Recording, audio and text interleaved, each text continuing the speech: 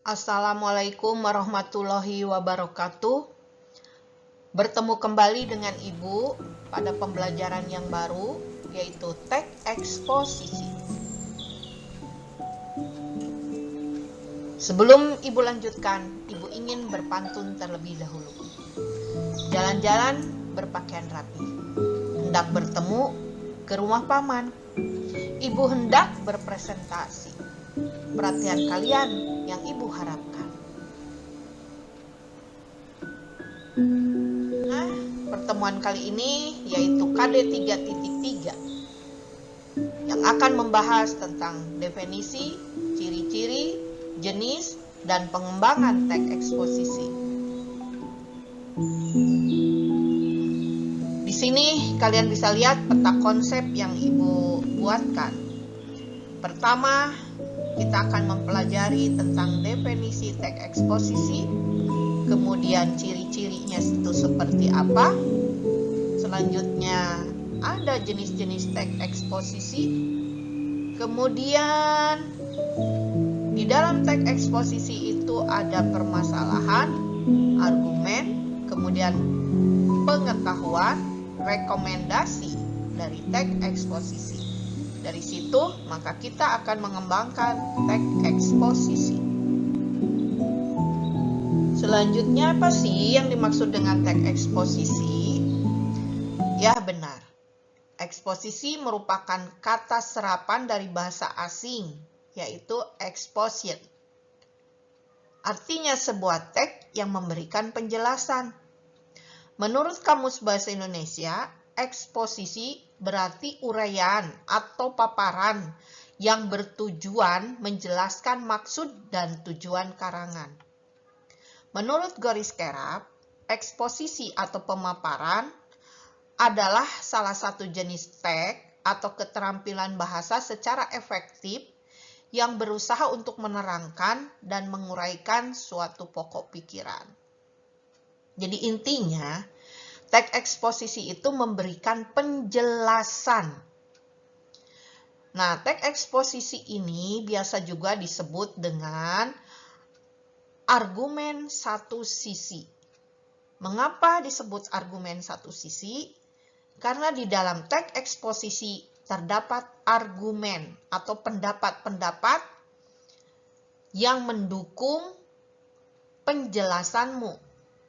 Disebut satu sisi karena pendapatmu hanya berada di dalam satu sisi saja. Apakah pendapatmu itu mendukung tesis dari eksposisi atau menolak tesis? Jika teks itu terdiri dari dua argumen atau dua sisi argumen, maka teks itu adalah teks debat. Jadi boleh dikatakan bahwa teks eksposisi adalah lawan dari teks debat. Eksposisi adalah teks argumen satu sisi, sedangkan teks debat argumen dua sisi. Ada yang setuju, ada yang tidak setuju, itu di debat. Kalau hanya setuju saja terhadap tesis atau tidak setuju saja terhadap tesis, itu namanya teks eksposisi. Untuk apa sih fungsinya kamu belajar teks eksposisi? Tentu sangat bermanfaat. Karena fungsi teks eksposisi memberikan informasi atas gagasan, ide secara mendalam.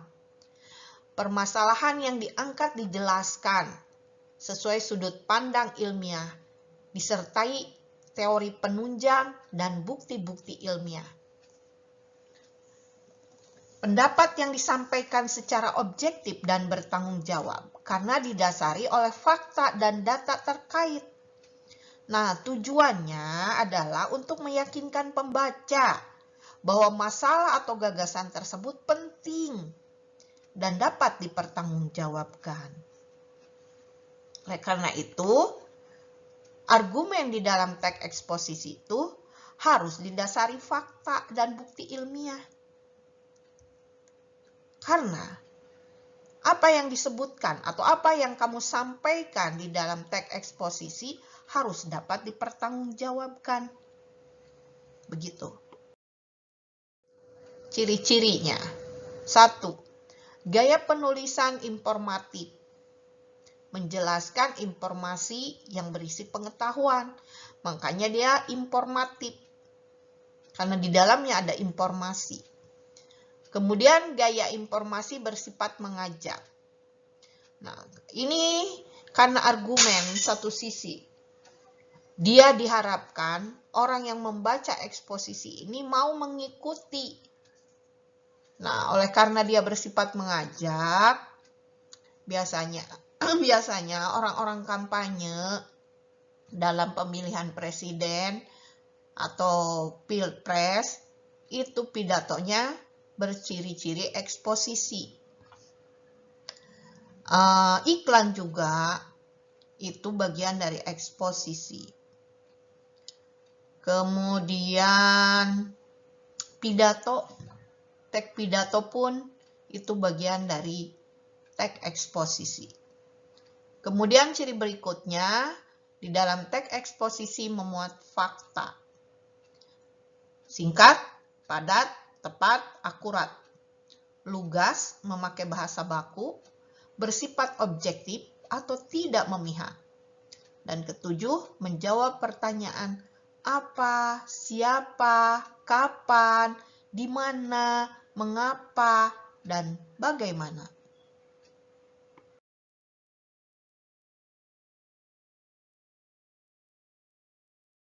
Akan bahas jenis-jenis teks eksposisi. Terdapat 8 jenis tulisan eksposisi. Yang pertama, ada eksposisi yang berupa berita. Kemudian ada eksposisi definisi. Yang ketiga, eksposisi analisis. Yang keempat, eksposisi klasifikasi. Kelima, eksposisi identifikasi. Keenam, eksposisi proses. Ketujuh, eksposisi perbandingan atau pertentangan. Dan kedelapan, eksposisi ilustrasi. Nah, jenis-jenis eksposisi ini adalah berdasarkan bagaimana isi uraiannya di dalam teks tersebut. Seperti itu. Selanjutnya, tujuan yang berikutnya adalah kita mengidentifikasi teks eksposisi. Identifikasi permasalahan, argumentasi, pengetahuan, dan rekomendasi dalam teks eksposisi. Jadi kamu harus mengidentifikasi ada permasalahan apa di dalam teks tersebut. Argumennya apa? Ada tidak pengetahuan dalam teks eksposisi? Kemudian ada tidak rekomendasinya? Di dalam teks eksposisi ini ada fakta dan opini. Kamu pun harus bisa menentukan mana fakta dan mana opini. Kita bahas satu persatu. Tadi di dalam teks eksposisi itu ada permasalahan. Permasalahan ini merupakan hal pokok yang menjadi topik dalam eksposisi. Eksposisi dibangun dari permasalahan. Jadi permasalahan merupakan pokok bahasan yang menjadi bagian yang akan dibahas pada teks eksposisi. Dari judulnya saja kita sudah tahu bahwa apakah itu eksposisi atau laporan hasil observasi yang sudah Ibu jelaskan pada pembelajaran sebelumnya. Apabila ada judulnya itu adalah tahu. Kalau hanya judul kata tahu saja, jelas itu tidak mungkin bisa menjadi teks laporan hasil tidak bisa menjadi teks eksposisi. Dia akan masuk ke laporan hasil observasi. Mengapa? Karena di tahu itu tidak ada permasalahan yang bisa diperdebatkan. Ibu udah jelaskan tadi bahwa dalam teks eksposisi itu tesisnya harus bisa diperdebatkan, ada yang setuju, ada tidak setuju. Tetapi dalam eksposisi Anda mengambil satu sisi argumen saja. Kalau judulnya misalnya, tahu makanan kaya protein. Nah, kalau judul itu bisa menjadi eksposisi. Mengapa? Karena kemungkinan ada orang yang setuju bahwa tahu itu makanan kaya dengan protein, tapi mungkin saja ada orang yang tidak setuju kalau tahu itu makanan kaya akan protein.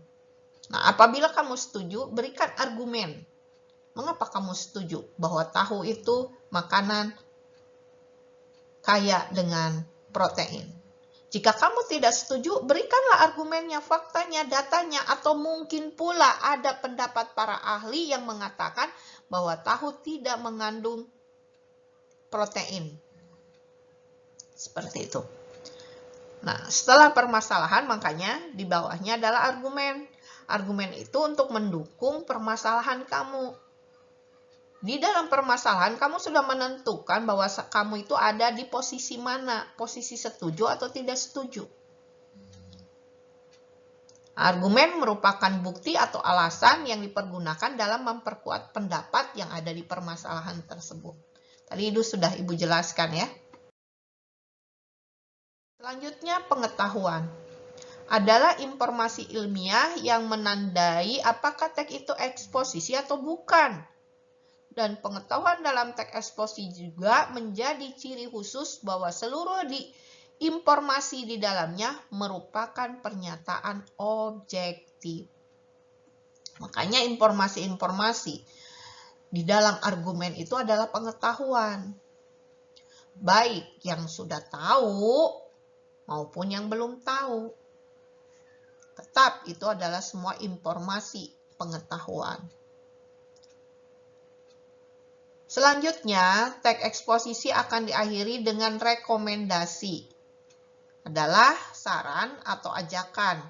Jadi rekomendasi di dalam teks eksposisi berisi ajakan atau saran dari penulis sesuai dengan tema teks eksposisi.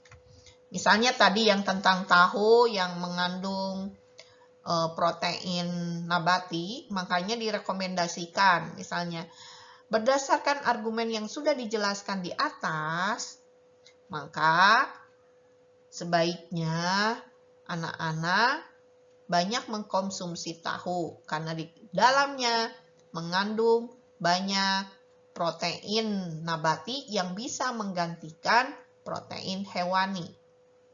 Misalnya seperti itu rekomendasinya.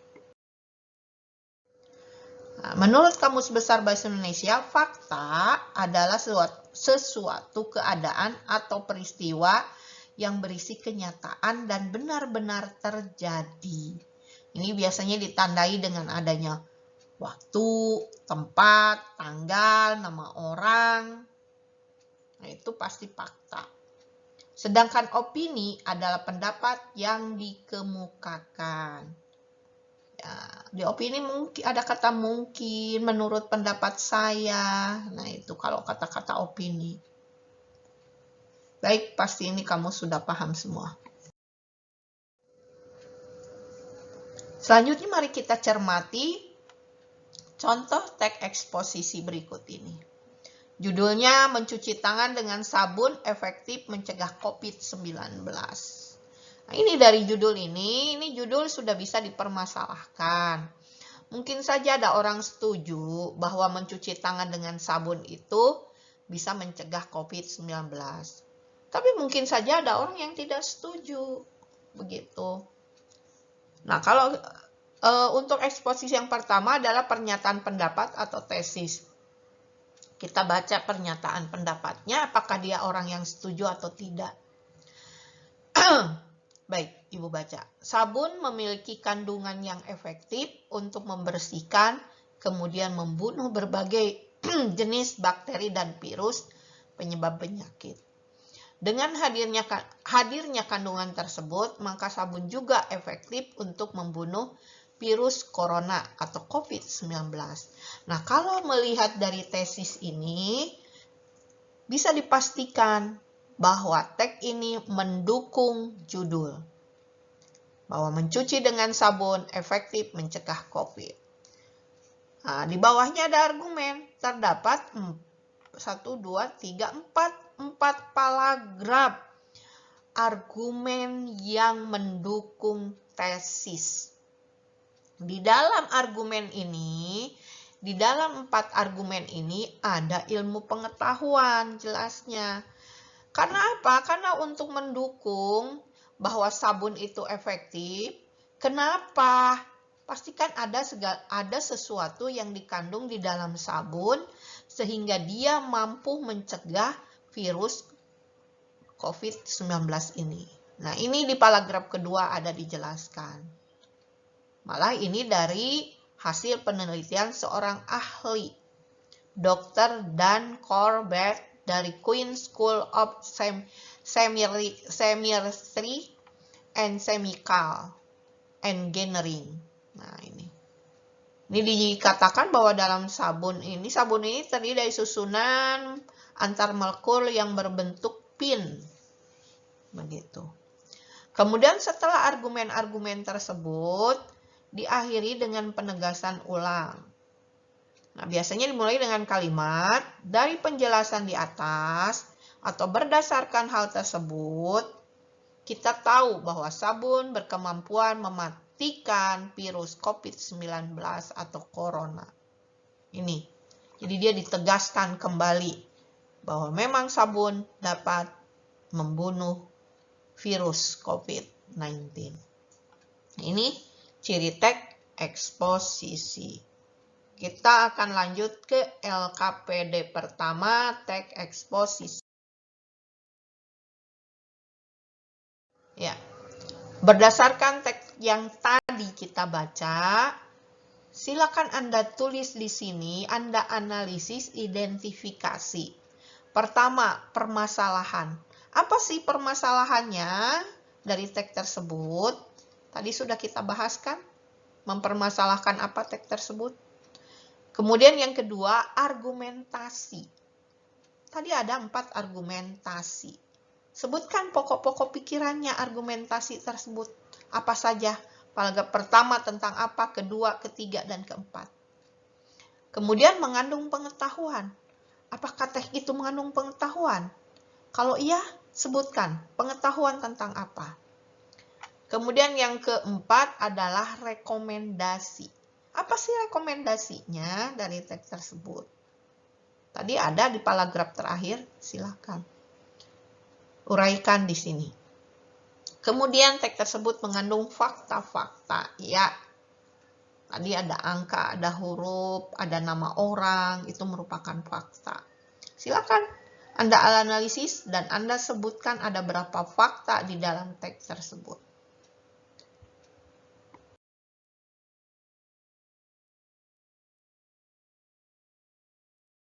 Itu LKPD pertama dari teks eksposisi. Kalian kerjakan secara berkelompok.